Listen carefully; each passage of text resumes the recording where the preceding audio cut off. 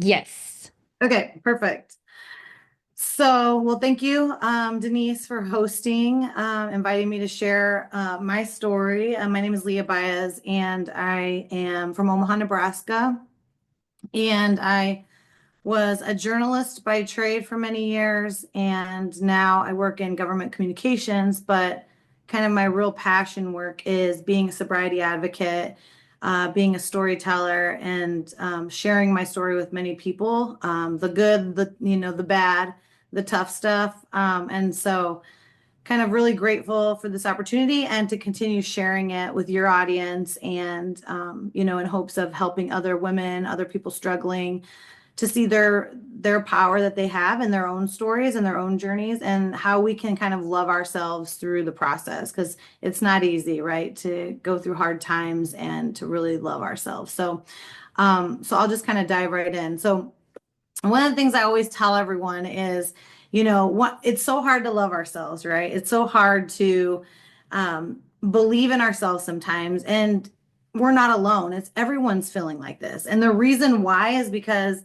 think about your cell phones. Have you ever taken a picture with a filter, right? Or have you ever seen the options to make your photos more like AI or, automated, automatic and made by computers or whatnot. And so it's interesting to see how we compare ourselves and how we feel in this world where there's so many filters and there's so many, different AI images out there. And so I throw this up here because the image of me on the right, that's really who I am, okay? But the image on the left, I told AI to make an image of me similar to the image on the right, and it like cut off 30 pounds. And yes, of course, I would love to like lose 30 pounds, but that's just not who I am. And so I think it's interesting that for women, especially for us to love ourselves, it's really hard to do in a world with so much technology, AI filters, computers, and so many things like that. So the picture on the left is definitely not me, but it's interesting to see what AI will do. So I say in a world of AI technology and social media filters, it's not easy to love ourselves and the way we look. And this is not just us, okay? This is not just, I mean, it's everyone who's feeling like this. And we've gotten to this mode of like comparing ourselves to others because of the internet, because of social media, because of AI and all those things. So these are statistics from the Florida House experience, and 88% of young women compare themselves to images on social media, and 50% of those say those images make them feel unattractive. So we're already like if we're waking up with the phone in our hand and we're starting to scroll on the phone, we're already going to feel bad about ourselves. The first thing we do, when we wake up is because we're comparing ourselves to images that are likely made by AI or are likely, filtered, and it makes us feel less than. It makes us feel like we should look a little bit different to be accepted, or we should live a different way to be accepted. So it's very, very difficult on us. But it's not just women, it's men as well. And you can see 56% of young men even claim that attractive pictures of other men online make them feel bad about how they look. And that last statistic is 25% of social media users feel dissatisfied with their lives after viewing content. So how many times have you, gotten up in the morning, checked your phone, and then kind of felt a little bit sluggish? Well, that's absolutely normal. It's because your brain is already kind of feeling like this comparison, like it has to compare itself to others first thing when you wake up. So I start this with that because I know everyone can resonate with that. So if you can resonate with that, drop it in the chat. If you have ever used a filter, I have too, I'm not gonna lie. Have you ever used, if you've ever tried to get a headshot photo on AI, that's, I'm not saying it's not okay. I'm just saying that, it makes it more difficult for us to love who we are authentically when we have all these outside, all this outside noise trying to tell us to look a different way. So I want to, I definitely want to say this is one of my favorite quotes because it's so true, but it's sometimes the hardest person to love is yourself, right? And it's so hard with all the noise around us to come back to center and to say, I'm happy with who I am. I love myself and I love this body, this life experience. I love all of this. the good and the bad, it's hard to do that. We struggle with, mentally to find a way to really push out all that noise so that we can live happy, we can live authentically. And so like I said before, I start this presentation with that because we can all resonate with that. We can all see how these outside factors are affecting who we are authentically. So I'm going to jump into my life a little bit. So I grew up in Omaha, Nebraska, kind of like I said, and I still live here today. And one of the things that I like to say is I like to tell people I used to think I had this perfect life. I was a journalist. I was a newspaper reporter at the Omaha World Herald newspaper for many years. I was a mother. I was an honors graduate from college. I bought my own home when I was in my 20s. I felt like I had everything. And I pretty much, had that American dream or that successful life. But in reality, on the surface, it looked good, right? On Fakebook or Facebook, I like to call it Fakebook. I had this life, like I had everything going on for myself, but underneath I was struggling. I was a binge drinker and I had struggled with alcoholism from the time I started drinking when I was 13. Pretty much it kind of advanced and grew to a more serious problem in college when I was probably drinking just about every day. And so, but I mean, these are the images that I had on my social media. I pulled these literally from my social media pages. Like literally every picture I had on my social media pages had a drink in my hand. And not to say that there's anything wrong with that, but that's not who I wanted to be. That girl there didn't align with who I felt in my soul that I was going to be, that I was destined to be. But I couldn't break it. I tried so many times to stop drinking. I tried so many times to, um, you know, get help, and I just couldn't. And I didn't know how to do it. And I think it was because there was so much noise around me. Drinking was everywhere. My friends were drinking, my family, like people, everyone I knew was drinking. And so I think that was the hardest thing for me was being able to say no when it was all around me. Denise, do you have a question? Yeah, when was that moment for you when you realized this is really an issue? Did somebody bring it up to you, or was it your own self? When was that like turning point? Yeah, yeah. So I'm getting right to that. So I actually, so this was, I was partying, but I had my daughter, I had my family, but I was still kind of a party animal and still had my career, was still successful. And honestly, like not a lot of people knew I was struggling because, I kept it together at the surface, but underneath my life was a mess. So my marriage was falling apart. I was drinking to cope with my emotions, to cope with a lot of home like problems at home.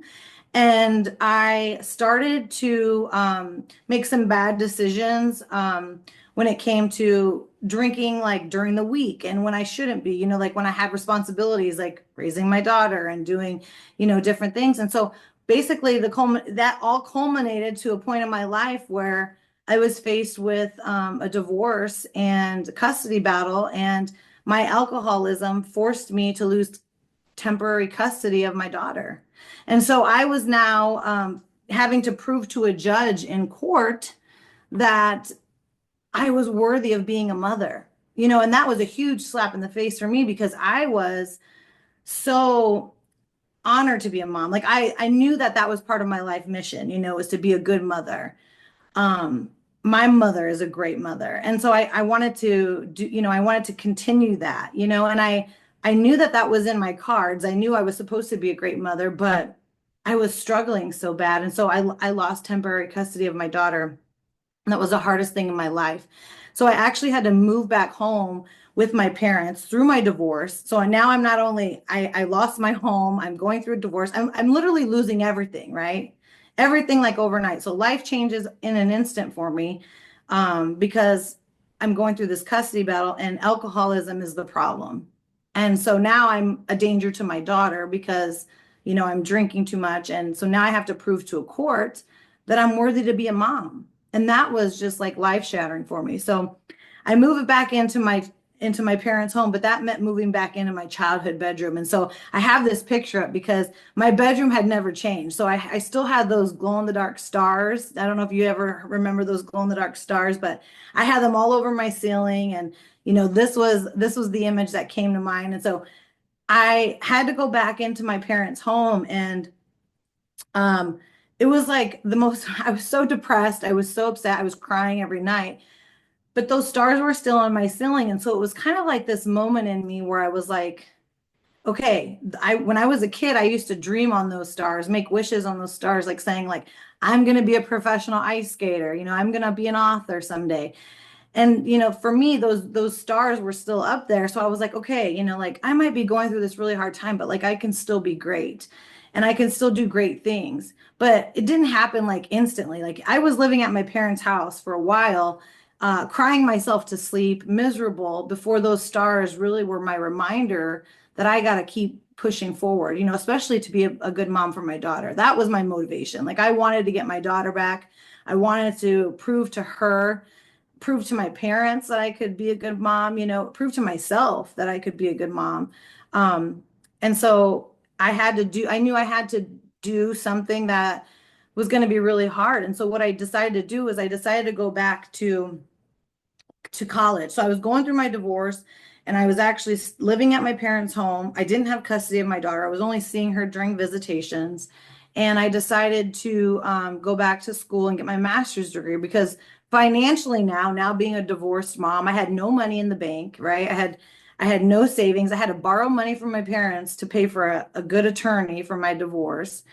And so I'm just like, I'm on the struggle bus big time, And I said to myself, I'm like, I got to do something to feel good about myself again. And for me, that has always been education. I have always found that educating myself and being in the classroom or learning has made me feel empowered. And so I decided I'm going to get my master's degree while I'm living at my parents. And even though I'm going through this hard time, I got to refocus those negative feelings about myself and focus on something positive, something that makes me feel good about myself again. And so I was able to still work full time at the newspaper while getting my master's degree online, which was great. And so I was able to do that. And while I'm doing that, I get to know some professors. One of my professors knew what I was going through. And, he had recommended that I share my story with, as a student speaker. And I'm like, are you kidding me? Like, I don't want anybody to know about this. I'm ashamed. I'm embarrassed. I don't want people to know my story. But the really cool thing about that was, like I had always shared other people's stories as a journalist. I had always written stories about other people, wrote their inspiring stories. I didn't want my skeletons out. I didn't want people to know that I was a failure, that I had lost custody of my child and was battling alcoholism. I didn't want people to know that about me. But he encouraged me that I would help a lot of people. And, so I was thinking, okay, well, maybe I'll give it a shot. So I signed up to be the commencement speaker and share my story. And probably one of the hardest things that I've ever had to do because I was like, again, like so embarrassed and ashamed of everything I had gone through, losing custody of my daughter and being an alcoholic. And, those aren't things that you hear women talk about a lot. And at least in my experience, I didn't. And so I was like, I want to, help other people. And that kept coming up for me. And then I kept having this like gut feeling like, okay, I got to do this, right? Something's calling me to do this, something higher. Maybe it's my faith. Maybe it's something bigger than me that's telling me that I need to share this story. And so despite my fears, I knew that I had to share it. And so um, it came to commencement time, and I was selected as the commencement speaker. After we did like the speech contest with some of the students who were gonna try out to be the speaker, and I got the position. And so I remember getting on stage, and I had this moment where I was like, okay, I'm gonna totally change my speech and not tell them all the hard stuff. I'm just gonna get up there and say like, congratulations, graduates. But I decided like, no, just trust your gut and go for it. So I did. I went up there and was, talking about how my hardest times and my failures had brought me to this point to get my master's degree, and how, these moments where we feel like we're facing all these setbacks are really stepping stones to make us who we're supposed to be. And I was able to share a very powerful message with the students. And my goal was just to impact one person. And I wanted, my speech just to, I told myself, like, I just want to help one person. Like, if I can help one person, that's all that matters, because then, your job is done. You get to help one person, and you know that your story matters then. And so I remember this one young woman sitting down in the front, and she was actually a graduate as well. And so as I'm completing my speech, I come down the stairs and I go back to sit with the other graduates. And she grabs me by the arm and she tells me, she says, "Thank you so much for sharing your story. I'm also going through a custody battle, and I wasn't going to come today to graduation. And I'm so glad I did, because I needed to hear your message. And I promise I'm never going to give up, and I'm going to keep fighting for that best version of myself." And like, I could have cried. I could have cried right there. And I did tear up a little bit when I went back to my seat. And I remember just thinking, like, wow, what a powerful moment that was. I wasn't even going to share this story because I was embarrassed and ashamed of it.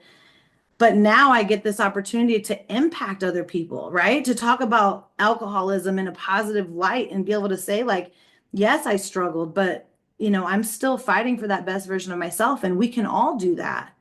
And so that was really powerful for me. And then the craziest thing happened, because then the university shared my speech online and it went viral.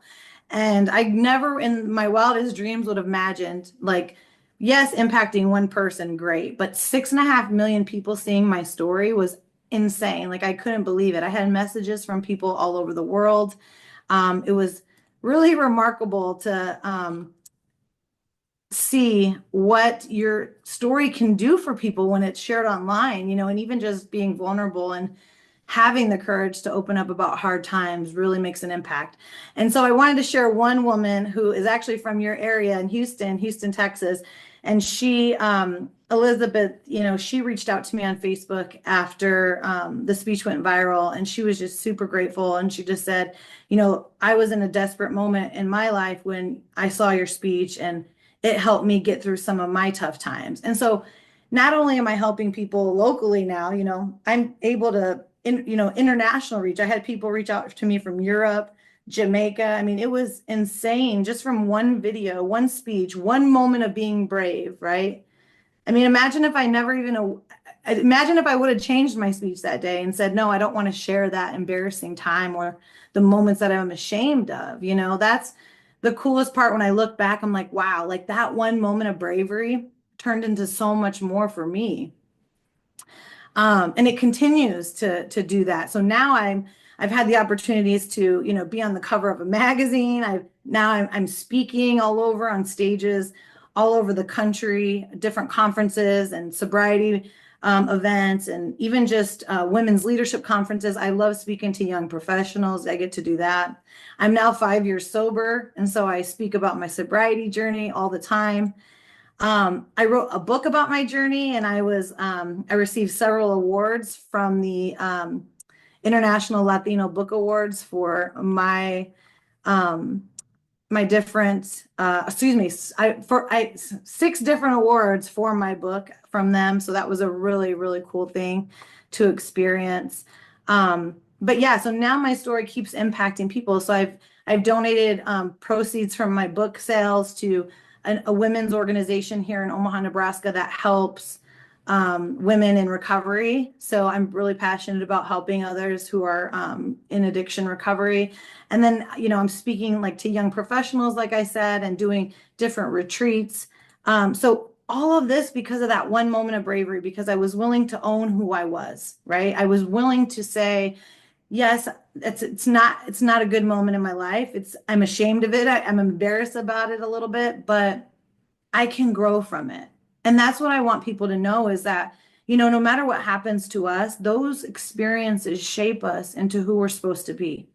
And if you believe so much in yourself that you're destined for greatness and destined to be a better version of yourself, you absolutely can obtain that.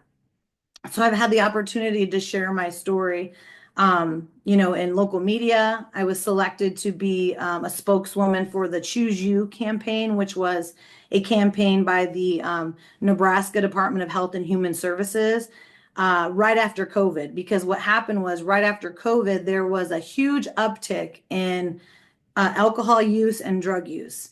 And so they wanted to do a campaign about how we live above the influence. And so they asked if I would be a spokesperson for that campaign. And what a huge honor, right? Because just a few years prior, I was a binge drinker and, making poor choices and going through tough times. And in that ad, you can see that's me and my daughter. And yes, I got custody back of my daughter, which was a huge moment for me too, to be able to, regain who I was as a mother and live as the mother that I want to be, a sober mom, a present mom, a mother who can provide and be an example. So I love to share this story because, I was in a moment of desperation where I felt like, I was losing everything. My whole life, I went from a moment of having it all to it felt like it went away in a second. And I think a lot of people experience that. We all have experiences where things can change in an instant. But I feel like if we believe it in our heart that we are meant for more and that we can be a better version of ourselves, we can always obtain that no matter what we're dealing with, no matter what circumstances are in our way. So, probably the coolest thing that's ever happened to me was my act of vulnerability has led me to this moment where I was interviewed by Oprah. So, my daughter and I had the opportunity to be interviewed by Oprah Winfrey at the end of February of this year and talk about a total like fangirl moment. It was like that moment in my life where I'm like, is this real? Is this happening to me? Um, but it was basically, this really cool opportunity. But I believe 100% that this moment was manifested because I am living sober, because I am willing to be vulnerable and talk about hard things, talk about the really difficult things in life. And, that's exactly what I did with Oprah. My daughter and I were talking about the impact of social media and smartphones for our teenagers and the impacts it's having on their mental health. And I'm really proud because my daughter now is, being open and vulnerable, and she had the courage to talk to Oprah about something that she's going through. So it's kind of like this domino effect that now I get to be this role model for my daughter, which is such a beautiful thing for me as a speaker. And now she's willing to share her stories, and so she's also, going to be her eighth grade commencement speaker. So it's like all these kind of moments similar to what I've been on, and it's really cool to see her develop into that. But I honestly 100% believe this moment was manifested. And in the bottom right hand of this slide, you can see on my vision board, I had Harpo Studios on my vision board for like 10 years. I kid you not. So the idea of meeting Oprah was always in the back of my mind. I wrote an essay about Oprah Winfrey in fourth grade, and I always told myself, like, I'm going to meet her. But I thought I would be like in the audience, like watching her show or something, maybe shake her hand. I had no idea that I was going to be the guest, like being interviewed, talking about some really tough, things and having the opportunity to learn and grow right there in her studio. So it was an amazing opportunity, but just kind of full circle on how when we believe in ourselves, really anything can happen. Okay, so I want to jump into more about you as an audience member. So how do we embrace our true selves? So I know I talked a lot about owning who we are. I know I talked a little bit about like embracing our authentic selves, even the hard stuff, because so many good positive things can come from that. And how do we embrace ourselves? So I'll just kind of run through this checklist and then I'd love for you all to kind of get involved a little bit. So the first part is, we've got to acknowledge that there's no such thing as perfect. Okay. So we're all going to have things in our lives that we experience that yes, feel really heavy. And yes, they're really difficult. But sometimes we can reframe and look at those things as opportunities for growth. Because even in the struggle, even in the hard times, we are building strength. So I love this saying, where there is struggle, there is strength. Because in the struggle, we force ourselves to get strong, right? We force ourselves to have to find that grit inside to push past the hard stuff. So we've got to acknowledge, though, that we're going to have imperfections. And that's okay. Actually, imperfections are beautiful because we know what can come from those. I was an alcoholic. I was a binge drinker. I didn't love myself. I had a lot of self-esteem issues, but that was a struggle for me. But what came out of that was beautiful. What came out of that was strength. strength to be a better mother, strength to live sober, strength to see myself in a new light, to know I'm capable of so much more. So I want you to understand that the imperfections, see them as a beautiful thing because there really can be so much growth from the things that we do not love about ourselves. The other thing I really praise myself on is back when I was struggling, I talked so bad about myself. I would say really negative things. Like I even think I said I hated myself a couple times, and I think it's really important how we speak about ourselves, our inner dialogue, and what we're saying is so important. So I got in the habit of when I brush my teeth, I tell myself three things when I'm looking myself in the mirror about myself every morning now. So it's like, you are beautiful. You are strong. You are going to make this day amazing. And they're always different. It's whatever comes to my mind. But I had to get in the habit of speaking beautifully about myself because I was so used to having negative thoughts. And when we're able to reframe how we feel about ourselves, it's pretty amazing how we start to attract those things as well. So if we're talking beautifully about ourselves, we're going to have an amazing day. Believe it, you achieve it, right? So you're going to have an amazing day. We start to attract the things that we say, we start to attract those things. So make sure you're talking kindly about yourself. You're saying beautiful things about yourself. You're not looking in the mirror and judging that you should lose weight. Maybe you're telling yourself, I love the way I am. I'm beautiful the way I am. And then get comfortable talking about the hard stuff, right? You don't have to speak on a stage or you don't have to like go live on social media and tell the world all your problems, but you can tell a friend or a loved one a story to get it off your chest. Because what happens when we talk about hard stuff, it makes us freer from that and makes us feel better.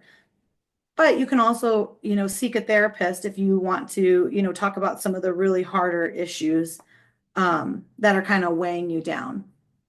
Like I said in the beginning of this presentation, please avoid comparison. Like it's so easy for us to get online and get on social media and see, beautiful women in these pictures and just think that, oh, well, we're not good enough because we don't look like that.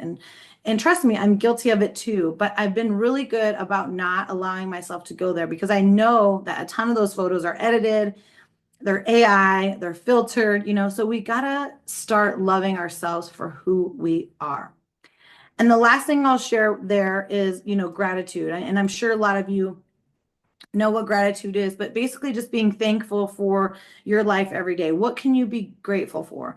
I got in the habit of writing in my journal three things I'm thankful for every day, and it really sticks. So finding gratitude, finding things to be thankful for, even the smallest things, like the fact that you have Wi-Fi today, or you're able to afford breakfast, or, you're able to call a friend if you need help. I mean, there's little tiny things that you can be grateful for every day. And then always, always, always visualize your best self. What does that best self look like? Who are you when could be at your peak? What does that version of yourself look like? So lastly, I kind of want to see if you want to get involved here. So, dare to be vulnerable. It's easy for me to say, yes, there's so many positive things that happen when I share my story.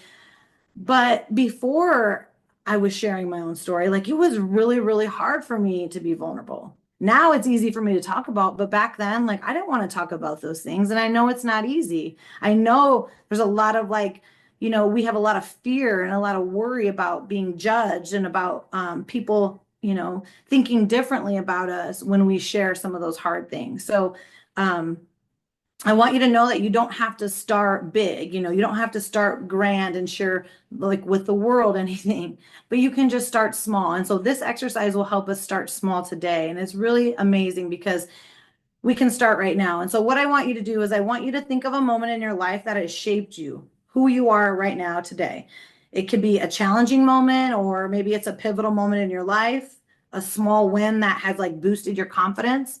But in one or two sentences, we can take some time right now. We got a few minutes. So write down what happened and what that taught you about yourself. So we'll take 2 minutes here to do that, and then we'll come back. And if anyone wants to share, that's great. And if not, then that's okay too, because you don't have to share. But the fact that you're thinking about it and you're writing it down is really important. So let's take 2 minutes and do that, and we'll come back at 12:49.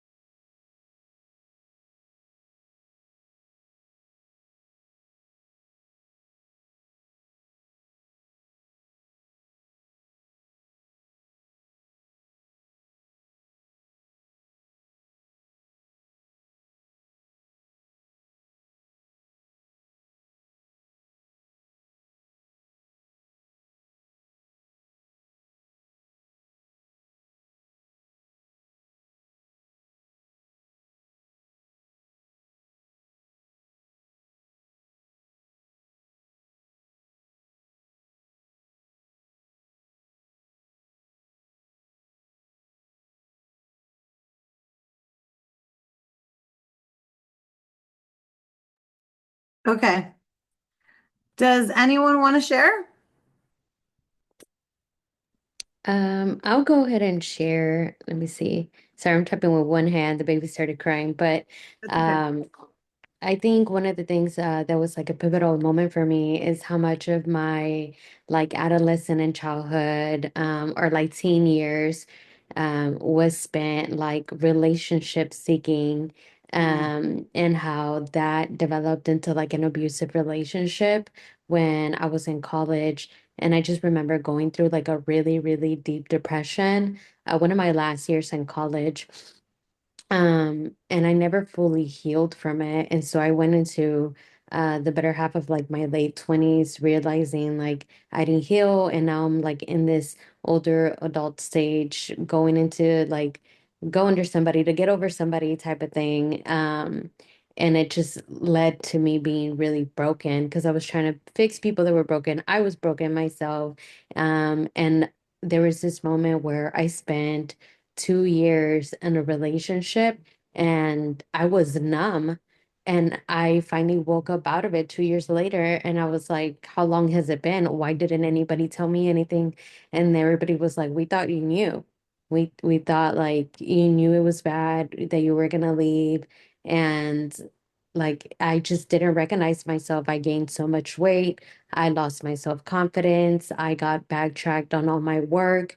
And so I had to do like a lot of cleaning up, and it was like a really rough place to be in, but it was finally a moment of I can't keep living this way. So I had to like authentically be honest with myself, like you can't keep going back into these same patterns because where does it leave you? Yeah, wow, that's really great. Thank you for sharing that. And I think that's the biggest thing, that the thing that you said is, self-awareness. Like you knew you needed to get help. You needed to clean things up. You needed to feel better about yourself. And that's totally amazing that you were able to do that. And I think the self-awareness thing is probably um hard, for a lot of people because we want to move away from whatever feels uncomfortable. We want to move away from all the things that don't feel good, and growth feels uncomfortable. Growth does not feel great, and so um I have grown the most in the moments where I don't feel good. And so I think when people accept that and can see that, I think that makes a huge difference for them. But I commend you for recognizing that because that's not easy to do. So that's beautiful. Thanks for sharing. So I will just want to kind of end on here. This is my daughter. She's 13 now, so she's a little bit older. This is an older picture, but I just want to kind of end by saying, like, I truly stepped into my power when I owned my story and loved who I am. That's the good and the bad, the ugly, and I'm forever grateful for that. I'm forever grateful to live authentically, to be able to, own my story of alcoholism and now sobriety with compassion. I don't have any wrong feelings toward the girl who was a binge drinker, the girl who was not happy with her life, the girl who had poor self-esteem. Like I give her a lot of grace. But I feel so much more empowered now that I know that that was for a reason. Like that pain had purpose for me. And sometimes we have to remember that too. It's like we have hard things handed to us all the time. I mean, people get there's experiences in our life that are unfair often. And, pain is always be a part of our life in some way. And so when we can dig deep though and find the purpose for that, or find the silver lining in some of those moments of grief or hard times, I think we as people can grow and be better versions of ourselves. And then also, you know, be that example for the next generation, and that's what I get really excited about is that I get to share my sobriety story with so many young people. What I'm seeing now, though, is that a lot of these young people don't really want to drink or party like my generation did. So that's a good thing. But there's other things out there that are now being, for are setbacks for them, like social media and like, some of the things that they're saying on technology wise and that sort of thing. So there's always going to be hard times for us as humans, right? So it's important that we kind of, like I said, dig deep and establish how can we find that better version of ourselves. So I just want to say thanks again for hosting this, and I'm happy to connect with anyone after. Here I have my Instagram, my Facebook, and my website. You can message me directly on my website at leahbaez.com. But if anyone has questions, like I'm happy to answer any questions you have. Thanks. And thank you for sharing your story. Like you mentioned, substance abuse has gone into different directions. I've been in the college setting. It used to be like, oh, we're all drinking out of this large pitcher. We don't know what's being put in it. To now, I think people are coming with their own pre-made drinks in a gallon and going to drink. So like drinking has just taken a different like step in different settings. But it is still an issue of like, okay, whenever I'm not in the party scene, whenever I am home, like what are my vices? And sometimes it does look like alcohol, or sometimes it is like marijuana or something else. So it's like, what have I made habitual, and has it been affecting me? And I think that's like where the youth are trying to figure out, do I need help and how do I get out of this? Yeah, that's a very great point. Quick question. Is Stella your daughter? Estella is my daughter. Yep. Mm. Yep. And so my book is A Star for Stella. Her real name is Estella, and she's like, I don't know why you named the book A Star for Stella. My name's Estella. But it just sounded better, right? Just flew Yeah, off better. it's catchy. Yeah, but it's nice. I Yeah, like it. my book is about my journey. It details like kind of some really dark times. It kind of talks about a tragic night, that kind of the night that kind of forced me to lose custody of my daughter because of my drinking. And so it just kind of unravels about my life and kind of like the relationship that I was in and who I was, and takes me to a point where I share my story about, opening up about my story and sharing it and kind of where that's led me. And so the book ends at around, let me see, what year was that?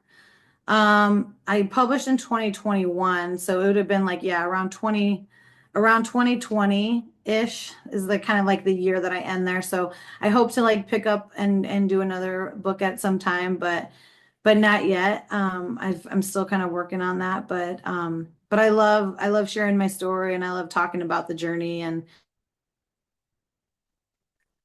I actually wrote the book during COVID because, we had time, we were at home, and Hmm. I'd always wanted to write a book. I just didn't know what my book would be about. And so then it just kind of was fitting that it was my sobriety journey. And so, but yeah, if you, I'm happy to send you all some copies. If you want one, just message me. Feel free to go to my website and shoot me a message, and I'll be happy to send you a copy. Yes, I was gonna ask, where is it for purchase? Is it on your website? Yep, you can buy it on the website or on Amazon. Yeah, on Amazon.com. You can just search the title and it's there. But Awesome. on my website. Thank you. I appreciate your story and your time and quite inspirational. Very Thank you. happy. Mhm. Appreciate it. Thank you, Leia. And we'll be posting this on YouTube and definitely getting some traction behind those that, have been going through it and how to change things around and being authentic because there's a lot of shame that comes with our past version selves or with Mhm. things that we want to hide or a lot of guilt. And sometimes we don't want people to know because of being scared of how they're going to treat us or what are they going to say, how are they going to act. But honestly, there's a lot of empathy for people that do share, like, oh, I'm sorry, I didn't know you were going through that. Is there any way that I can support you? So sometimes we're already saying a narrative of how other people are going to treat us without really knowing the support that could be there if we did speak out. Mhm. Absolutely. Mhm. Alrighty. Well, thank you so much, everyone. Is there anything else that you would like to share with us today? No, again, just thank you for the opportunity and I'm happy to connect with anyone afterward. Thanks. Thank you. Thank you. Bye-bye. Bye.